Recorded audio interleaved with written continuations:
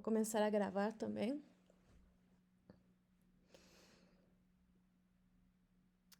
Pode abrir o tópicos de treinamento, isso. E eu fiz um novo SOP, deixa eu ver, eu não tô lembrando, se puder.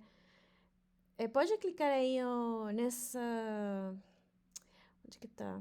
Se puder fazer um zoom um pouquinho mais, só pra ver qual deles eu fiz. E pode fechar aquela janela que você tem ali aquela janela preta. Que está no abaixo na Do direita. Meet, Isso, do aham, Meet. só Ah, fechar. essa aqui? Isso. Tá, beleza. Qual que eu fiz, Kátia?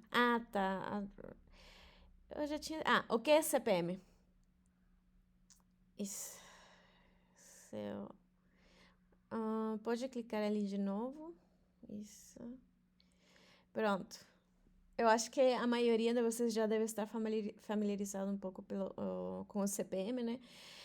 Mas vamos olhar um pouquinho mais a detalhe o que ele é, o que ele representa, como que a gente utiliza ele. Matt, se você puder fazer um zoom um pouquinho mais, porque eu também não estou conseguindo.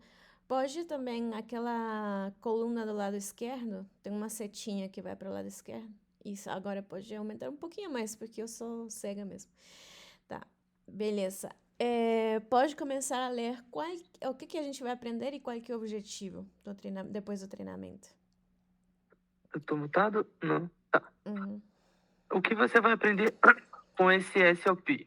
Conceito claro e detalhado sobre CPM, custo por mil impressões, como calcular o CPM corretamente, em quais contextos o CPM é utilizado na publicidade programática, como o CPM impacta diretamente na receita dos publishers, qual o papel estratégico do CPM para anunciantes, diferença entre CPM e outros modelos de precificação como CPC, custo por clique, e CPA, custo por aquisição, ao próximo SOP, relação do CPM com outras métricas importantes como fill rate e eCPM. Continuo lendo? Sim, qual que é o objetivo de atingir depois do treinamento?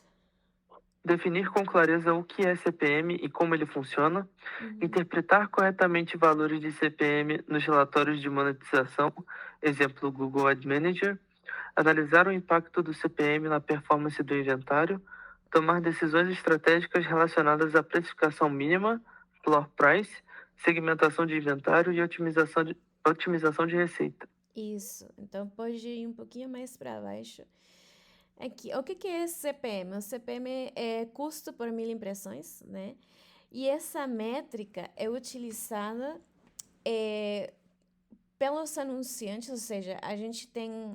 Imaginemos que nós somos o usuário, né? Ou vamos fazer algo melhor.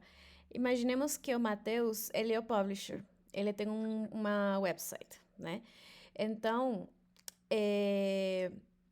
a gente já, lembrando um pouquinho das requisições de anúncio, né? A gente tem a requisição do anúncio, depois o match request, depois a gente tem a impressão, e depois da impressão, o usuário, que, por exemplo, eu, a Kátia, sou usuário, eu vou ver o criativo carregado dentro da página, né? Então, Matt, se você puder abrir qualquer um dos sites, qualquer site que você lembre. Ninja.com.br, isso.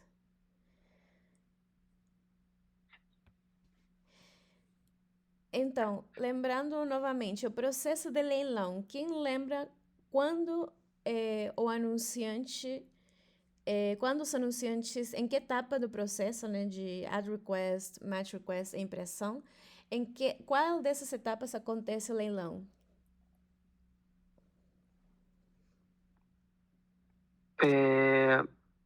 Eu tô tentando lembrar daquela fotinha que tinha o. Peraí, repete a pergunta aí. Em qual das etapas, né, do processo do anúncio chegar até o usuário acontece o leilão? Eu acho que é depois do Edge Request, para poder encontrar o match. Não. DSP? Não. Acho que depois eu vou fazer um desenho, porque acho que visualmente fica mais fácil.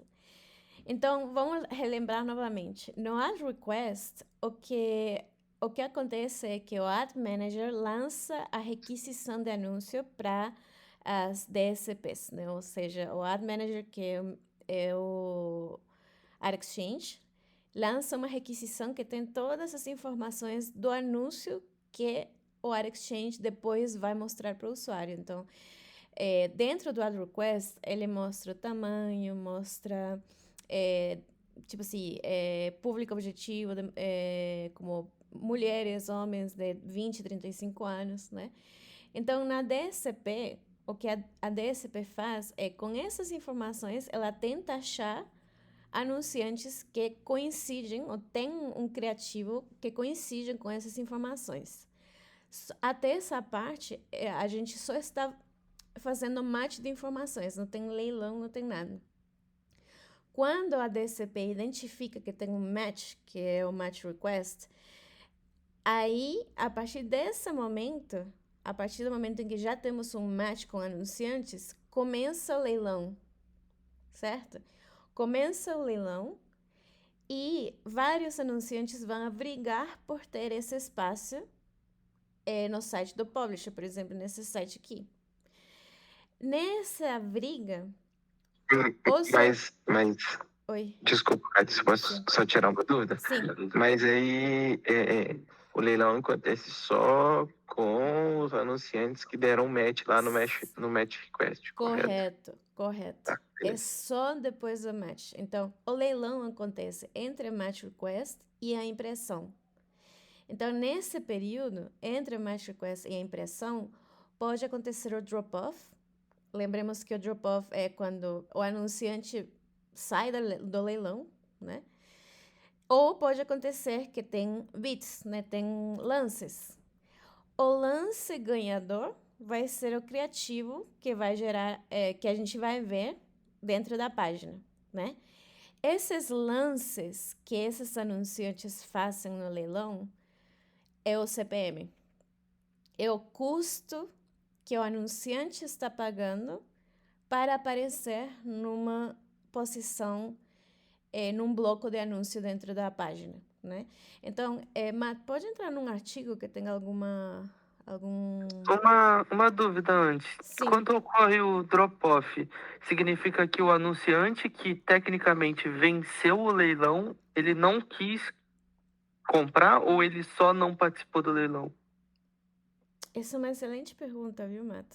O que eu entendi é que o drop-off é quando o anunciante entra no leilão, mas ele decide não bidar, ou seja, não lança nenhum preço, não lança nenhum CPM. Entendi. Mas eu vou te confirmar isso na próxima aula, que a próxima aula vai ser de drop-off. Beleza? Beleza. Então, O que eu tinha. sim, pode falar. Agora eu fiquei um pouco na dúvida, que o que eu Aham. tinha entendido é que mesmo. O que eu tinha entendido do drop-off era que mesmo que ele bindou e tudo, o criativo dele, por algum motivo, o usuário saiu da página, deu exit na página e não viu, não conseguiu carregar ali. Ah, você está falando do lado do usuário. Só que o que acontece? O usuário, assim, lembremos que todo leilão, em todo o processo do leilão, o usuário, ele não está vendo o criativo.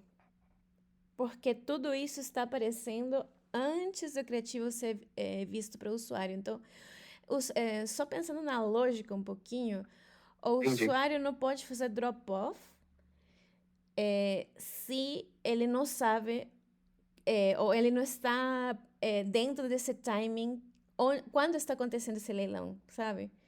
Essa é a lógica que eu estou usando na minha cabeça. De fato, eu não sei. Eu vou fazer a aula do drop-off a próxima vez.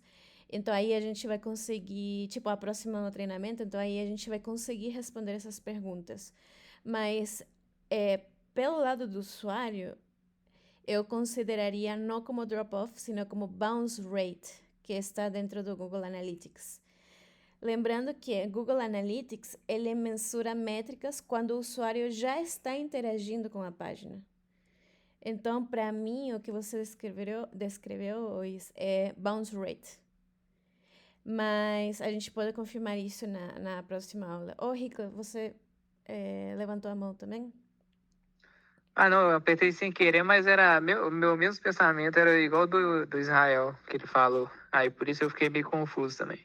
Perfeito. Então vamos resolver esse problema de uma vez, já que a gente está aqui. Ô, Matt, pode abrir o chat GPT ali e só perguntar o que é o drop-off, o que é a métrica do drop-off dentro do Google Ad Manager.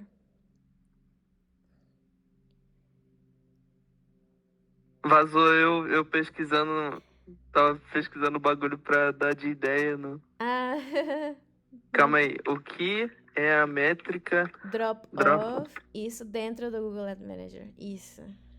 Vamos resolver essa dúvida de uma vez. Beleza. Está relacionado ao funil de carregamento de anúncios, representa o ponto. Os anúncios deixam de progredir para a próxima etapa esperada. Ou seja, os anúncios estão indo fora do processo de veiculação. Viu? É isso que eu estou falando. Impedindo que sejam exibidos ao usuário no final. O que é exatamente o drop-off? É potencial de impressões que não avançam para a próxima fase da cadeia. Só que aqui eu tive mais uma dúvida, porque o que eu tinha entendido.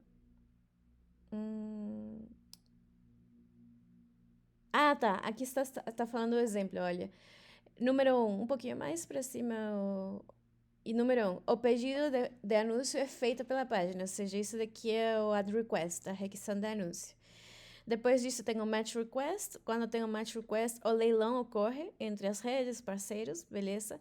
E aí o criativo que ganha é aquele que se mostra para o usuário, beleza? Isso já é impressão, a gente já sabe. Então, se, por exemplo, o criativo não carregar corretamente ou for bloqueado, isso será contabilizado como um drop-off. Só que isso já me deixa um pouco confusa, porque o drop-off, talvez eu pensaria numa outra métrica que chama unfilled impressions, que são impressões não preenchidas também. Mas, Posso perguntar pra ele qual a diferença? diferença de drop-off com impressões não preenchidas, ou unfilled impressions.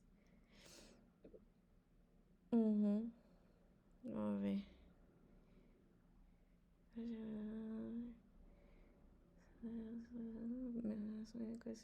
Ah, tá.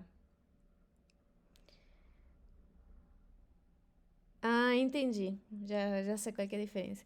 Então, meninos, a quarta-feira eu vou explicar os dois, a diferença dos dois. O que acontece é que a gente precisa ficar muito em claro sobre o funil de como chega o anúncio até o usuário, né? E os eventos que acontecem no meio. Mas drop-off, então eu que acho que foi Israel que falou, que ganhou ou chegou algum criativo até o usuário, mas o criativo não renderizou. Aí, ó, drop-off, o que é? Criativo mal formado, erro de renderização. Conflitos com ad blockers, ou seja, a gente tem o criativo da Coca-Cola que ganhou na página do Matheus, mas o Matheus já tem bloqueado esse anunciante, ou seja, tem bloqueado a Coca-Cola de mostrar anúncios. Portanto, o usuário não vai ver um bloco branco, né? Mesmo que a Coca-Cola tenha ganhado o leilão. Lentidão na rede ou timeout no carregamento do criativo. Beleza. Ah, tá. Então acho que já entendi. Ficou alguma dúvida aqui, meninos? Ou a gente continua a quarta sobre o drop-off? Eu acho que eu já entendi o que é isso exatamente. Acho que dá pra continuar com Eu acho que dá para continuar com esse CPM e depois a gente. Sim, beleza. Tá voltando aqui no anúncio. Esse anúncio que está aqui, novo cartão disponível. Bom, esse não é um anunciante, esse deve ser um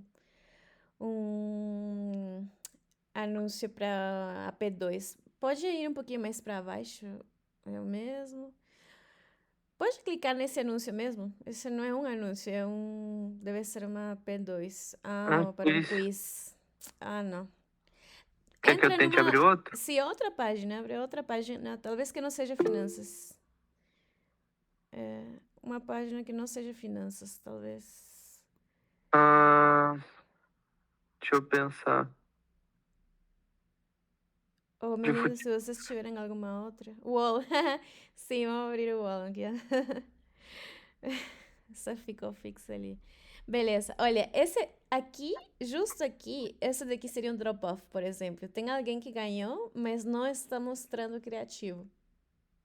Então, a porcentagem de drop-off vai ser mais alta porque não está mostrando aqui o criativo. Pode dar um refresh de novo, só para ver o anúncio?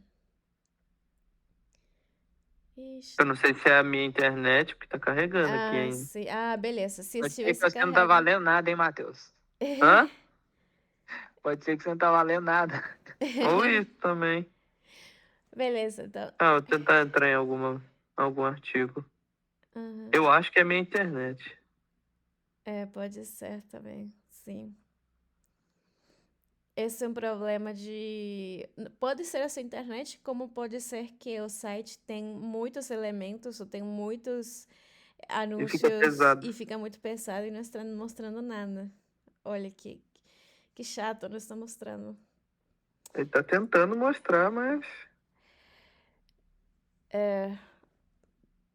Ali, Calma, ó. tá indo. Aí, ó. Sim, só que demorou demais, né? Então isso é um problema de otimização mesmo. Então, aquele anúncio que está na barra do lado direito, aquele que é C-Bank, C6 Bank, esse é o anúncio que ganhou leilão, né? Portanto, ele está sendo visível para o usuário.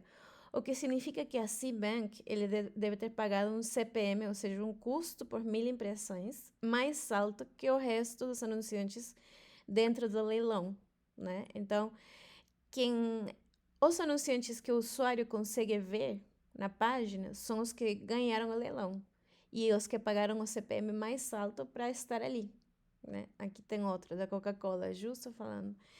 Então, voltando para o SOP, como que é calculado o CPM? Um pouquinho mais para baixo. O CPM calculado da seguinte forma: é o custo total da campanha dividido pelo número total de impressões multiplicado por 1000.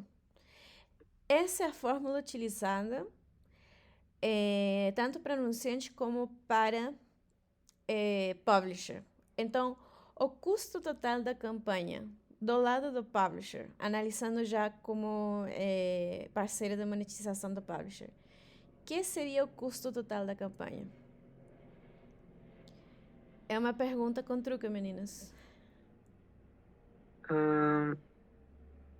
Eu acho que seria todo o gasto, levando em consideração não a parte do que ele teria como retorno de investimento. Mais ou menos, quase, mas não exatamente. Vão fazer mais tentativas. O que seria o custo total da campanha, meninos? Tentem usar a lógica. Se não tiverem ideia, não tem problema, gente. Eu falo para vocês. Mas vamos tentar um pouquinho mais. O custo total da campanha, eu entendo que seja o valor todo. Não, peraí. Eu colocaria, por exemplo, o valor que ele está recebendo. Está bem perto. Bem perto, horrível. Mas O valor total que ele vai receber no final, quando der as 1000 impressões, por exemplo? O custo total da campanha, meninos, estão bem perto, tá? É a receita do publisher. Entendi. Porque, olha, vamos pensar. O anunciante, ele tem um orçamento para a campanha dele. Então, ele vai usar esse orçamento, que é basicamente o CPM, ou seja, vai ser todo esse dinheiro que ele vai usar, e ele vai dar para o publisher mostrar esse anúncio no site do publisher. Faz sentido, meninos? Uhum. Então, o publisher, ele recebe esse orçamento como receita. Então, o custo total da campanha, que é o custo total da campanha do anunciante, é a receita do publisher. Então, o CPM a fórmula é receita do publisher dividido pelo número de impressões multiplicado por 1000. E a gente vai ver isso na prática. Pode falar, Luiz? Eu tava com dúvida, mas aí quando você falou da receita total lá, agora eu consegui entender. Ah, não, tá bom. Beleza. Então, por exemplo, investimento total, ou seja, está justo aqui no exemplo aqui abaixo, hein? A resposta estava ali. Investimento total, que é o investimento do anunciante, ou seja, o orçamento que ele vai pagar para estar nesse lugar, que do lado do publisher seria o quê? O publisher vai ganhar desse anunciante, né? A receita é R$ 500, né?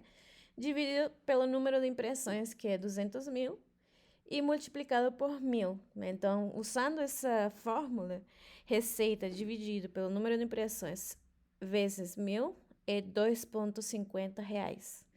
Ou seja, o anunciante está pagando 2,50 a cada 1.000 impressões. O Hilker, pode falar.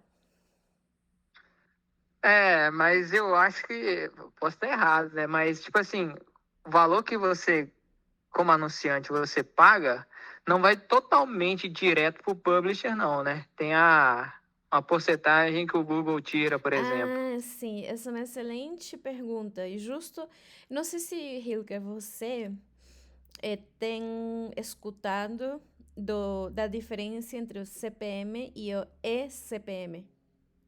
Porque tem dois tipos de CPMs. Sim, principalmente do nosso lado aqui, que a gente mexe, aparece muito o eCPM. Exatamente. E justamente esse comentário que você fez está muito relacionado com a diferença entre esses dois. E a gente vai ver isso justo nessa aula também. Então, só lembra do seu comentário para falar novamente disso quando chegarmos nessa parte, beleza? Beleza. Então, pode continuar para baixo. Em quais contextos o CPM é utilizado? Isso pode ler? Anunciante. Tá. Em quais contextos o eCPM é utilizado? Anunciante. Campanhas de brand Brand awareness, que seria awareness, ok, visando aumentar o reconhecimento, o reconhecimento da marca. Estratégias focadas em alta visibilidade e exposição frequente, quando o objetivo é impactar grandes audiências sem depender necessariamente de interação ou clique. Lançamento de novos produtos ou reforço de posicionamento no mercado. Isso, então só para fazer um exemplo, imaginemos que a Apple, né? A Apple todos os anos lança um novo iPhone. Todos os anos ele lança um novo produto, né? Não só no iPhone, mas os outros também. Então o anunciante utiliza CPM para atingir uma audiência maior.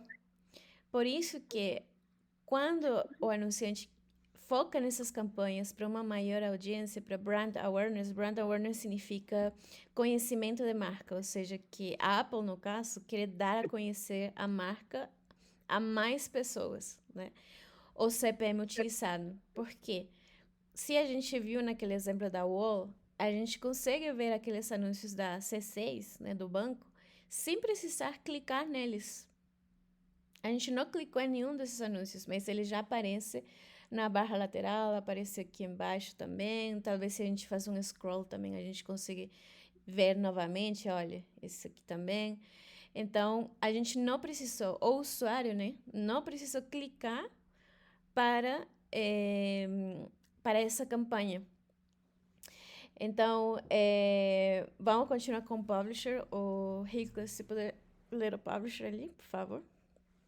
Beleza. Monetização programática do inventário. Principalmente em plataformas como o Google Ad Manager, SSPs e plataformas de header bidding. Avaliação e precificação do inventário premium, como posições de maior visibilidade e melhor desempenho. Estratégias de Yield management. Yield o quê? Management. Para otimizar a receita com foco em aumentar o valor por impressão. Precificações diferenciadas para formatos valorizados pelo mercado, como vídeo, anúncios nativos e Rich Media. Rich Media. Rich Media. Eu vou ir ensinando inglês, vocês também, hein? Opa! Ao longo das aulas. Desculpa, meninos, é porque eu não sei os termos em português, então eu tenho que colocar desse jeito. Mas vamos, para o publisher, por que o CPM é uma estratégia também de otimização? Porque são justamente os CPMs que a gente utiliza para colocar as regras de preço. Eu não sei se todos vocês já tiveram a. Mas vamos para terminarmos em inglês. Não sei se vocês já tiveram ou já precificaram. Alguns de vocês já precificou, meninos? Algum domínio? Eu precifico. Todo dia. Ah, beleza. Então já tem experiência com precificação. E na precificação, quando a gente modifica, né, ou incrementa ou diminui o preço, esse preço, entre aspas, é o CPM, que a gente controla desde o nosso lado, do lado do publisher. Claro que a gente controla o CPM para atingir um match rate desejado também, né? Depois, mais para frente, a gente vai olhar isso de forma mais detalhada. Mas o CPM, a gente consegue colocar um preço base para essas posições que são mais visíveis, mais rentáveis. Por exemplo, o Matt, se poderia ir para a wall de novo? Isso ali. Se você vai lá no topo Isso. Usualmente, os publishers colocam um bloco de anúncio abaixo do título, por ali, né? Essa posição é no topo. E essa é uma das posições que tem o viewability, né? A métrica do viewability mais alta, justamente porque o usuário sempre chega no topo de um artigo. Outra posição é o interstitial, por exemplo. O interstitial, mesmo que o interstitial não tenha digamos, muitas impressões, né? Porque um anúncio muito invasivo, ele tem um viewability muito alto, porque ele se expande em toda a página, e o CPM é também muito alto, né? Então, é um dos anúncios também mais rentáveis. Então, por que os preços são tão altos nessas posições, né? Porque o usuário ele tem mais tempo para ver o anúncio, e também porque, dependendo do comportamento do bloco de anúncio, né, ou do tipo de anúncio, o anunciante, nesse caso a Coca-Cola, vai ter mais opções de ser vistos pelos usuários. Portanto, a Coca-Cola vai estar disposta a pagar um CPM muito mais alto, mesmo com uma regra de preço que é colocada pela gente, né, ou pelo lado do publisher. Até aqui faz sentido, meninos? Sim. Sim, mas eu tenho uma leve dúvida, talvez leiga. Não, Tipo pode assim, falar. o anúncio está, por exemplo, acima do título. Eu penso no mobile, por exemplo. Uhum. Aí o cara ele vai entrar no artigo, ele vai ver o anúncio, depois um título. Aí vamos supor que esse anúncio aí é um quadradão, 320 aí por 250. Uhum. Ele vê esse anúncio primeiro do que o conteúdo, não seria uma quebra de política, não? Certíssimo, você está certíssimo. Inclusive, eu vou complementar o que você falou, Hilker. Quando o anúncio está acima do título, eu não sei se foi com vocês mesmo que a gente viu, mas às vezes o conteúdo é puxado para baixo. Não sei se vocês lembram que eu falei isso, acho que eu falei com Israel. Lembro, você acho que você lembra? falou na aula Teve passada. uma aula, Isso. Então, se o anúncio está acima do título, a primeira coisa que vai acontecer, ou é muita probabilidade de que aconteça, é que o título e o resto do conteúdo vai ser puxado para baixo. Então, isso já é uma violação da política, né? Essa é uma questão. Segundo, se você coloca o anúncio acima do título, o usuário, a tendência do comportamento do usuário é scrollar muito rápido. Então, se o anúncio aparece primeiro, as probabilidades de que o usuário scrolle muito rápido são muito altas. Portanto, para os anúncios que estão acima do título, a gente já viu que a porcentagem de viewability é muito baixa, mesmo estando no topo. Justamente porque o usuário ele quer ver o conteúdo, ele não quer ver o anúncio primeiro. Por isso que não é recomendado colocar anúncio acima do título. Ô, Israel, pode falar? Mas foi muito boa essa pergunta do Hilton. E aí o meu ponto é, a gente pode reparar que quando o Matheus deu um refresh na página, e ele colocou em mobile também, o UOL sempre deixou aquele espaço ali, então provavelmente eles travaram o criativo para vender só esse tamanho que eles colocaram ali, né? Aí, dessa forma, o texto, como eles travaram o tamanho ali do criativo, o texto ele não desceu. Mas mesmo assim, continua sendo uma quebra de política, mesmo que não mexa na página. Matt, pode voltar ao mobile só para entender um pouquinho o que o Israel está falando? Você fala dessa área gris, cinza, perdão, lá em cima. Isso. Sim. Olha lá, eles já deixam, quando carrega o anúncio, não desce, porque ele já deixa essa parte já Isso. gravada. Excelente pergunta. E olha, ele é fixo, viu? Ele se mantém fixo, ele não some enquanto o usuário está scrollando. Então, nesse caso, por exemplo, para essa estrutura de página, o que o publisher fez foi o que você falou isso, ou seja, ele deixou esse espaço fixo que não modifica o conteúdo, ou seja, o conteúdo não é puxado para baixo e ainda não é só um espaço fixo, sino que o anúncio também é fixo, ou seja, enquanto o usuário vai fazendo scroll, ele se mantém ali, ele não some. Nesse caso, não é uma violação de política, porque o conteúdo não está sendo puxado para baixo, o usuário ele consegue ver o conteúdo e o anúncio continua ali, fixo, e está dentro do, como falar, dentro da estrutura do conteúdo. E na minha percepção como usuária, eu não acho esse anúncio invasivo. Até o tamanho é bem pequeno. É bem pequeno. Antes de passar para o Brian falar, uma coisa que eu poderia pensar aqui é se essa parte do anúncio, tipo assim, essa seção cinza, não, assim, para mim, assim, não é uma violação para mim. Se talvez o que eu adicionaria aqui seria um xizinho ali, se o usuário não quer ver mais esse anúncio, mas como o espaço é tão pequeno e o usuário na primeira dobra, né, no primeiro viewport, ele já vê o título com o conteúdo, para mim o que é mais incômodo é o anúncio de baixo, o anúncio que está ali. Esse anúncio é o que é mais chato.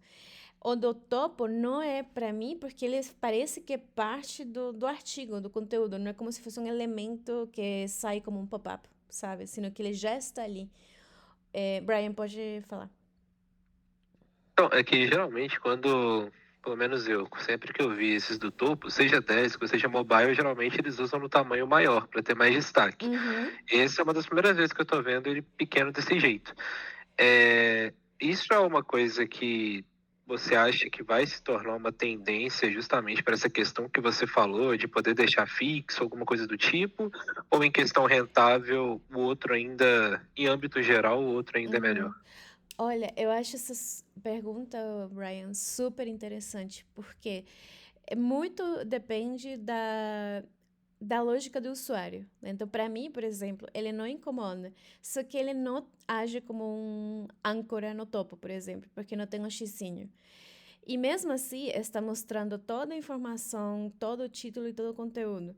Eu testaria esse tipo de modelo de anúncio, ou seja, eu sim faria um teste com isso. Mas antes de fazer o teste com isso, eu entraria em contato ou com o Google, né, ou com o nosso rep do Google, ou talvez perguntar para Tibum ou para Ítalo, se eles consideram que isso também é um tipo de violação. Se eles falarem que não, e a gente confirma com o Google que de fato não é uma violação, a gente pode testar. Para mim, pessoalmente, não é uma violação. Não está infringindo nenhuma regra, na minha percepção. Então, o que eu faria seria testar. Entendi. Hilker, pode falar. Só mais uma outra dúvida aqui, por exemplo, igual o dele tá fixo, né? Uhum, Por mais que seja um tamanho pequeno e tal. Mas e se fosse, tipo assim, se não fosse fixo? Vamos supor que acima do título ele tava ali, uhum. mas ele não é fixo na página. O usuário vai descer, descer, descer. Ainda não seria uma quebra de política? Sim, essa é uma excelente pergunta. Meninos, vocês estão me surpreendendo, hein? Se esse anúncio, o que eu entendi do que você falou, Hilker, é se a gente faz scroll, faz um pouquinho de scroll, ô Matt, por favor. E depois não tem anúncio ali, só tem área cinza, né? Se só tem área Isso. cinza e não se mostra anúncio, sim, é uma violação de política. Por quê? Porque, primeiro, não tem um elemento que está dando valor para o usuário, ou seja, não tem nenhum outro tipo de informação. E, segundo, porque incita a cliques acidentais. Então, Matt, pode só ir um pouquinho mais para baixo? Imaginemos que estamos aqui na metade do artigo e, porque você justamente quer fazer scroll, você clica nessa área cinza que não tem anúncio. Isso pode ser gerado, tipo assim, isso pode ser interpretado como clique acidental. Clique Por acidental. quê? Porque quando você vai scrollando, olha, tem outro anúncio ali no meio do in content, né? Aí. Então você pode ou clicar na área cinza e acidentalmente clicar nesse anúncio atrás. A Google pode flagrar isso como clique acidental. Respondi a sua Beleza. pergunta, Hilke? Respondi as suas perguntas, meninos? Sim. E assim, nossa, foi sessão de perguntas intensa aí, mas É muito legal. Bom, vamos lá voltar para o SOP, que é justo esta parte que o Hilker falou um exemplo um pouquinho mais para baixo, Matt. Qual é a diferença entre CPM e ECPM? Ô, Hilker, você pode ler as duas? Porque aí a gente vai já ter uma resposta às suas perguntas. Beleza. CPM, custo por 1.000 impressões. Definição: CPM é o valor combinado previamente que o anunciante paga para cada 1.000 impressões do anúncio.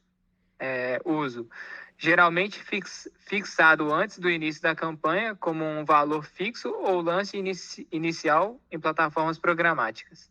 Exemplo: o anunciante define um CPM de R$5. A cada 1.000 impressões ele paga exatamente R$5. Pode continuar com o próximo. E o ECPM, custo efetivo por 1.000 impressões. Definição: o ECPM é o CPM real ou efetivo obtido após a campanha ou período determinado, levando em consideração o valor realmente recebido pelo publisher, calculado após a execução da campanha. Uso: calculado após a execução da campanha, permitido analisar o desempenho real da monetização do inventário. Exemplo: receita total obtida, 1.200. Impressões totais entregues, 300.000. Aí tem a fórmula, né? ECPM é igual a 1.200 dividido por 300.000 vezes 1.000, que é igual a 4. Ou seja, ficou R$1 de bocada pro Google aí. Então, essa questão por exemplo, depois do leilão, né?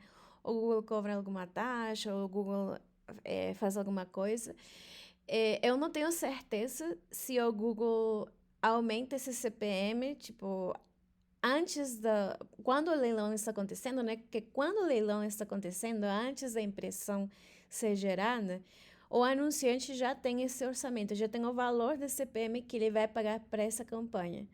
Depois, a campanha acontece, ou seja, o criativo é mostrado para o usuário, e o valor da receita pode ser maior ou menor, porque é o valor que aconteceu, tipo, num período determinado, num momento determinado, para a quantidade de volume determinado dessa campanha em tempo real, né? Então, por exemplo, se o anunciante falou, eu vou pagar X por 3.000 impressões no leilão, E quando aconteceu o leilão, na verdade, só foram impressas 2.500 impressões, né? Não os 3.000 que foram acordados no leilão. Então, aí o CPM vai mudar. Faz sentido, meninos? O que eu estou falando? Mas, Sim. Faz. Então, por exemplo, o CPM que a gente utiliza para nossos cálculos é o eCPM. Então, se vocês vão aos relatórios que a gente utiliza e tudo, vocês sempre vão ver que o título do CPM é eCPM, ou seja, é o cálculo real depois de ter acontecido a campanha e as impressões. Não o que foi acordado, talvez, no match request, no add request, que aí você coloca um CPM também para negociar. Ô, Hilker, pode falar. Ô, Kátia, mas aí o Google ele tá ganhando dos dois lados, não tá, não? Tipo assim, ele tá ganhando do anunciante, né? Uhum. E ao mesmo tempo ele tá ganhando do lado do publisher aqui. Sim, mas eu não posso, tipo, eu não posso deixar É isso gravado difícil. aqui. Mas eu não tenho certeza que o eCPM, por exemplo, a Google, eles modifiquem algo ali no valor. E eu não tenho certeza disso. Eu sei que o Google, ele cobra as taxas, por exemplo, cobra taxas para o publisher, né? Por usar, pelo volume de impressões. Mas o que eu estou querendo falar aqui é que nem sempre, quando os anunciantes vão para o leilão, e o leilão está solicitando, né, no match request, solicita, a gente quer um anunciante que venda 50.000 impressões. Nem sempre o anunciante vai preencher essas 50.000 impressões. Pode ser muito menos ou pode ser um pouco mais. E por isso que o CPM, depois da campanha, depois de que já foram geradas as impressões, ele muda um pouco. Por isso que o eCPM, ou seja, o que foi acordado no leilão, que disso que foi acordado realmente foi entregue. Faz sentido, meninos? sim. Então, por isso que essa Sim. questão das taxas, eu não tenho certeza se está dentro daqui. Na verdade, eu acho que é bem no final, na hora do pagamento. Ou seja, na hora que o publisher vai receber o pagamento do mês, tipo, toda a receita gerada, cada 30 dias, 90 dias, 60 dias, acho que é cada 25 dias, segundo a Google. A Google paga ao publisher toda a receita que o publisher gerou, né? E a partir dessa receita, a Google desconta a comissão deles e também faz deduções, que isso é outro assunto que depois eu vou explicar para vocês, né? E a receita líquida é o que eles recebem. Então, por isso que eu falo que o CPM e o eCPM, acho que não tem a ver com essas taxas que a Google cobra, que isso é no pagamento do publisher, que é outro processo. Faz sentido, meninos, o que eu estou falando? Ou ficou confuso um pouquinho? Deu pra entender. Dá pra entender. É confuso, mas dá pra entender. É. Tá bom, vamos um pouquinho mais então para baixo. Então aqui, ó, tem uma tabela que eu acho que vai ajudar a gente nessas dúvidas do CPM e eCPM. Então, o CPM é o valor acordado antecipadamente por 1.000 impressões, ou seja, isso antes de o anunciante ganhar o leilão, é o que você acordou. E o eCPM é o valor efetivo depois do término da campanha, ou seja, quando as impressões de fato são entregues. Quando é definido o CPM? Antes da campanha. Ou seja, isso daqui é definido no... Quem pode responder essa pergunta? Os dados da campanha, dentro do fluxo que a gente tem. Em que etapa, né, ou qual é o evento que define as informações do que é solicitado para um bloco de anúncio específico? Vocês sabem isso já, meninos? Aí, Desculpa, não entendi a pergunta. aí pegou nós. Tá, acho que eu não também. fui... Repete a pergunta aí. Então, o CPM, né? Sim ou é? O CPM, o valor do CPM é definido segundo essa tabela antes da campanha, ou seja, antes das impressões de fato serem entregues, né? Onde, dentro do fluxo que a gente já conhece, seria essa definição dessas informações. Na precificação? Não, Eu ia falar, Na DSP? Você respondeu a mesma coisa do primeiro. E eu respondi também que era o primeiro. Lembra? At? É porque Na The Exchange? Na quê? Desculpa? Na The Exchange? Não. Ad request? Add Entre request. Quem que falou add request? Quem foi que falou add o request? Brian.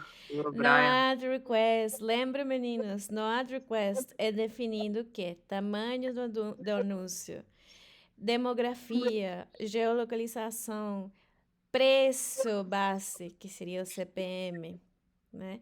Então, quando que eu defini o CPM no add request? No add request. O CPM é depois da campanha, o período definido, ou seja, isso calculado depois das impressões serem entregues. O objetivo principal aqui é a precificação inicial, negociação, definição, orçamento para o anunciante. É por isso que no Ad Request, o Ad Exchange ele lança o Ad Request, né, que tem todas essas informações, e depois disso tem o Match Request, justamente para ver se esse CPM está fechado na negociação, que tudo isso acontece virtualmente em milissegundos, né? E o ECPM, a avaliação real do desempenho, isso depois das impressões serem entregues. Então, vamos agora na prática. Aqui tem alguns exemplos, mas para baixo do documento tem perguntas frequentes também, então vocês têm que ler isso, porque mesmo que eu não tenha tido tempo para fazer os exercícios, eu vou fazer, meninos, beleza? Então, vamos lá para a prática, porque justo temos 10 minutos para fazer essa prática. Vou pedir para o Brian, porque acho que, Mato, você não tem uma planilha ainda estruturada. Eu estou te devendo essa também. Brian, se você puder mostrar a sua tela, por Posso? favor. Deixa eu abrir aqui.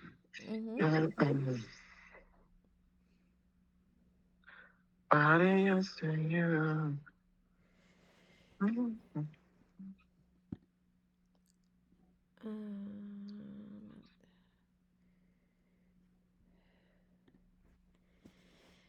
Ai, eu estou fazendo a aula deitada, eu não consigo ficar sentada porque minha coluna está doendo demais. Peraí que eu tô pegando aqui, Kátia, que eu tô lotado aqui, eu não faço aí, não lembro qual que é. Tranquilo. E não... É tanto reporte. Meu Deus do céu. Peraí. É isso mesmo. Tá cheio. Deixa eu ver aqui. Já foi no quiroprático, Kátia? Sim, já fui, mas acho que é um problema crônico. E como eu não estava indo para a academia, aí fica difícil, porque, bom, é minha culpa também, né? Eu deveria estar indo, mas... Ai, ai. Beleza. Brian, vamos no Top Ad Units? Na aba Top Ad Units? Isso. Então, quando a gente faz o database, o CPM já é calculado automaticamente, né? A gente não precisa usar a fórmula. Mas, em caso a gente não tenha o CPM, a gente consegue calcular com a fórmula, né? Então, Brian, você pode mudar essa primeira tabela para números? A tabela toda? Isso, aí mesmo. E default, em Ad Exchange Impressions. Padrão. Isso, perfeito. E acho que do lado direito a gente tem a receita, né? Se não me engano. Mas pra... Isso, beleza. Então, agora vamos calcular o CPM. Aqui também é para deixar em número? Sim, pode, por favor, deixar em números também. Isso. Ad Exchange. Nessa daí a minha fica com muito número quebrado. Dependendo de como fica a sua, Matt, você só precisa trocar o formato. Tipo, ir em formatar lá em cima, número e trocar pelo formato que você precisa. Algumas vezes acontece isso, mas outras vezes ele muda assim como a do Brian. Então, vamos escolher uma unit que tem... Vamos lá no final, Brian, vamos no total. Bem no total, não, mais para baixo, na verdade. Isso ali. Então, vamos calcular Isso, se puder. Vamos calcular o CPM da coluna V, ou seja, da Add Unit Move Anchor. Isso. E vamos só calcular o CPM total. Não vamos fazer um por um, porque isso é só fórmula mesmo. Então, pode ir na linha 50, Brian, só na linha 50, e ali pode escrever qual que era a fórmula do CPM mesmo. Era CPM é igual... Não, pode só escrever em palavras mesmo, porque aí a gente vai ter que... E CPM é igual... Custo da campanha, que seria a receita, né? Dividido por impressões. Isso entre parênteses. Isso. Multiplicado por 1000. Isso. Então, a gente quer achar o CPM. Então, o CPM seria nosso X, né? E agora vamos fazer o cálculo mesmo. Vamos fazer igual. Qual seria a receita? Isso, receita. Dividido pelo número de impressões dessa unit. Então, vai lá para a esquerda. Isso. Entre parênteses, isso tudo. Tá. Uhum. Multiplicado por 1000. Enter. O CPM é 0,25. Agora vai lá no fundo, na última tabela dinâmica. E qual que é o CPM total dessa unit? Anchor, né? Que a gente viu.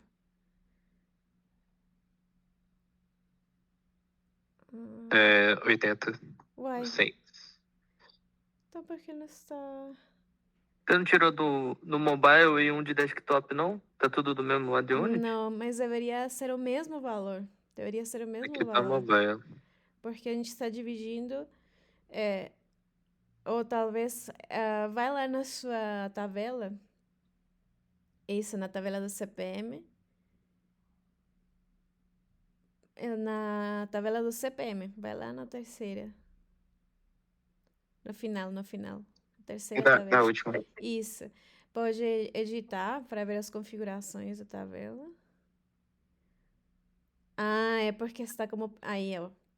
O CPM já é uma fórmula, né? Então, como é uma fórmula, todas as métricas que são fórmulas, elas sempre vão ser average, que está correto, e vão ficar só assim. Então, por que ele está aparecendo como 0,80? Porque você... Não.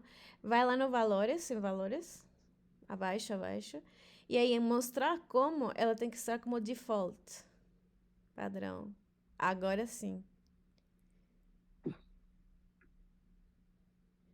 0,27, que eu acho que apareceu por ali. Ela tá 0,20 e aqui tá 0,25. Isso. Por que ela aparece assim? Porque na tabela dinâmica, os totais, eles sempre vão ser uma média de todo o histórico. Só que para o CPM, a gente sempre tem que calcular usando a fórmula. Então, por exemplo, nessa unit, né, a coluna AW, ela está aparecendo como 0,20 porque ela está usando a fórmula de somar todos os valores de toda essa coluna e dividir entre o mesmo número de valores que aparecem. Ou seja, literalmente estou usando a média para calcular esse total. Só que a fórmula correta sempre é usar a fórmula. Então, por exemplo, se a gente vai fazer algum cálculo do CPM de algum dia específico, sempre tem que ser usado receita dividido pelo número de impressões multiplicado por 1000. Então, só por isso que tem essa divergência, não é muita, mas é muito importante. Oi? Tá dando a diferença de 5 centavos. Isso, 5 centavos. Então, por isso que a gente precisa fazer sempre o cálculo usando essas fórmulas. Porque a tabela dinâmica, ela vai calcular não com a fórmula do CPM, mas ela vai só calcular a média. Entendi. Entendeu? Então, aqui seria uma boa, inclusive, Brian, que em lugar de a gente usar uma tabela dinâmica, a gente só copia e cola, por exemplo, faça a fórmula por cada dia. Pode ser uma opção também. Usar a tabela não é ruim, mas não é tão exato assim. O que vai ajudar a tabela é a ver as tendências de quando incrementa e quando cai. Então você diz, ao invés de, por exemplo, pegar essa média que está aqui no dia, supondo, Aham. essa data aqui, no dia 2/4, a gente chega e faz A a fórmula fórmula. baseada nesse dia, Exato, e exato. aí vai jogando os resultados aqui. Exato, exato. Tá, entendi. Então seria só colar a fórmula mesmo, para ter esses números exatos. Acho que esse seria o melhor caminho mesmo. Entendi. Ai, beleza, meninas? Então, vou só parar de gravar aqui, porque eu tenho uma outra call daqui a pouco.